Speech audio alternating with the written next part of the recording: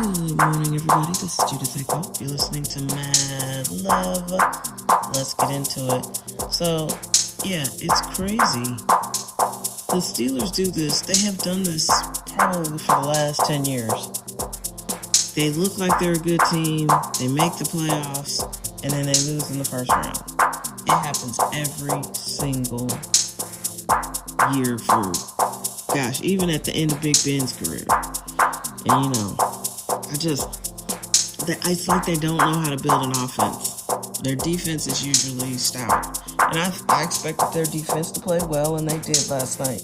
But they don't generate any offense. They don't know how to build an offense. And whoever thinks Arthur Smith is a good offensive coordinator is mistaken. I think he was the reason why Russell Wilson had to leave. Well, he's no good.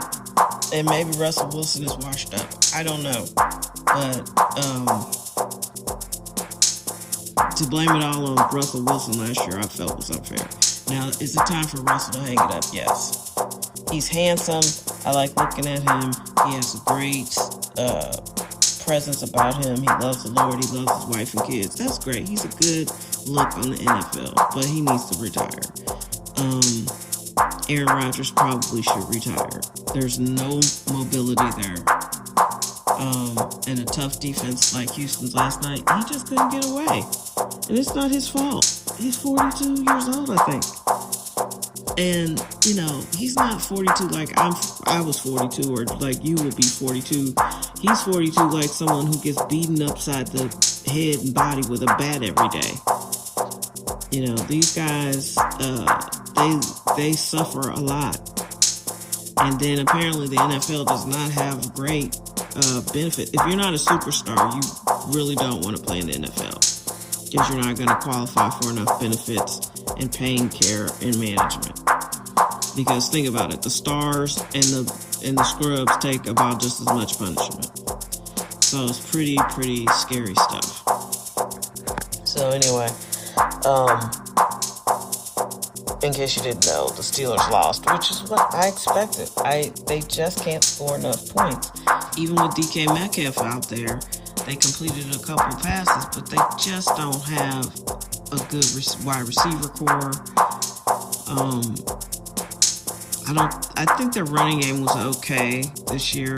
I think those two running backs were fine. I think they had breakout games, and then games where they were pretty pedestrian. But you didn't see any running game last night.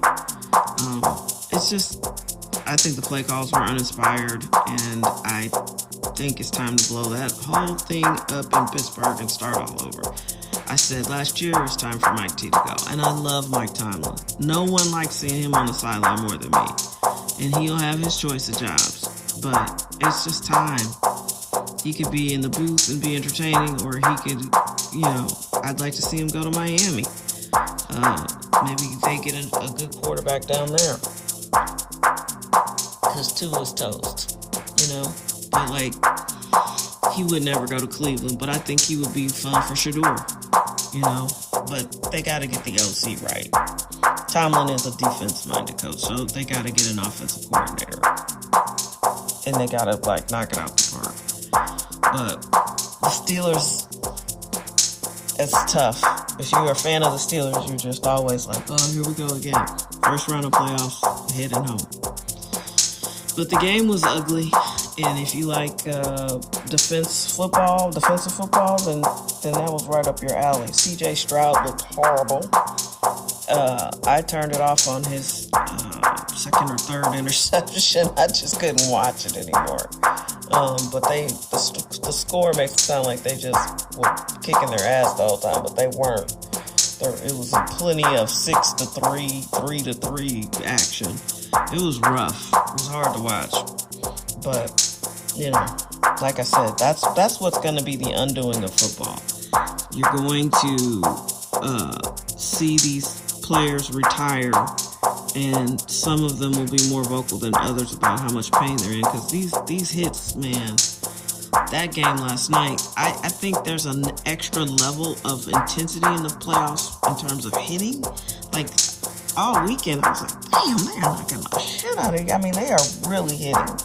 and you are running in brick walls, you running and you can't, you look like the dude looks like he'll get 10 yards and he gets like 2, because this wall appears and knocks the shit out of him.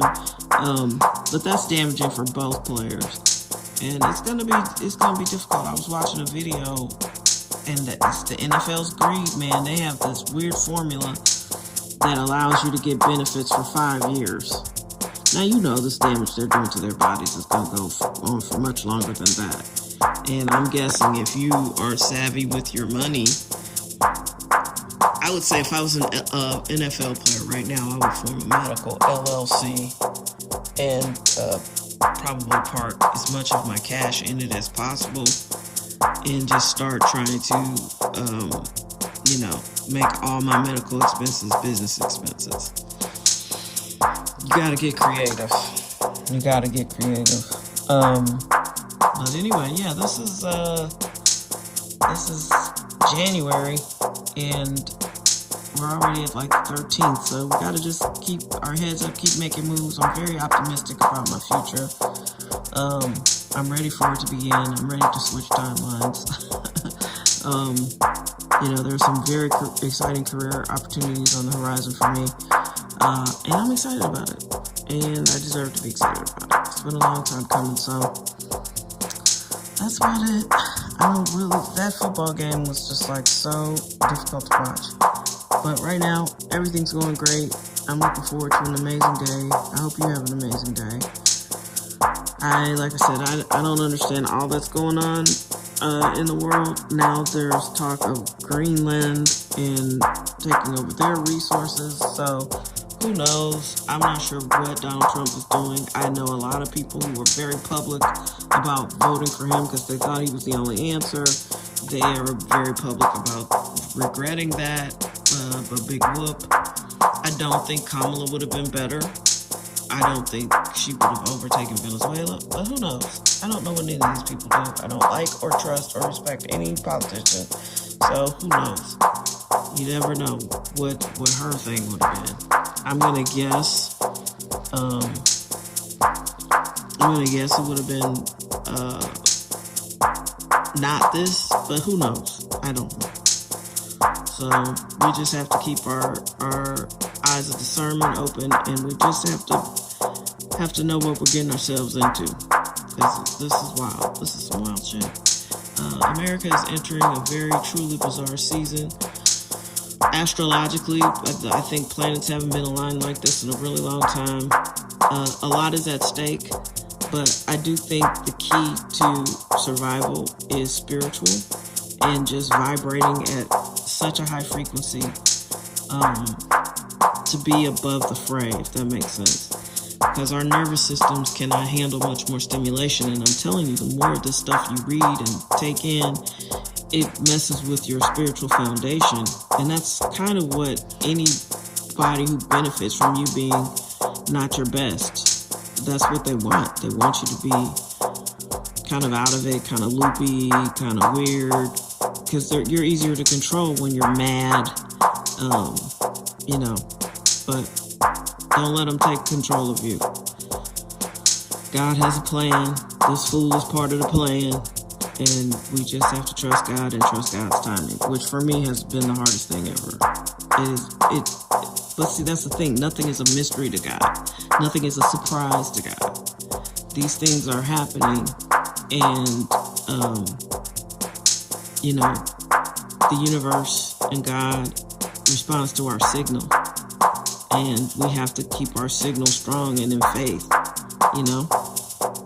And that's important. It's very important. It's not easy to do, but it is very important.